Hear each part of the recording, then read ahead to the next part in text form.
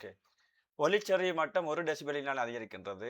ஒலிச்சரிவு எக்காரணியினால் அதிகரிக்கப்பட்டுக்கொண்டிருக்குது. இதுக்கு சமன்பாடு beta = 10 lock ஐ/நோட் என்ற சமன்பாடை பாவிக்கலாம்.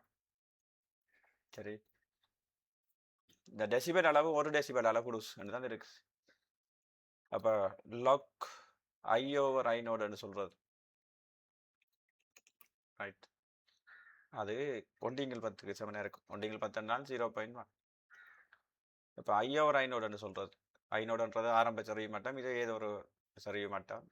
சரிவு அந்த 2 வீதம். அது எப்படி இருக்கும் என்றால் 10 லொக்கண்டால் பேஸ் 10 தானே 10 0.1 மடக்கட்டு வரும். ரைட். 10 0.1 என்றால் இருக்கு தானே விட 2வது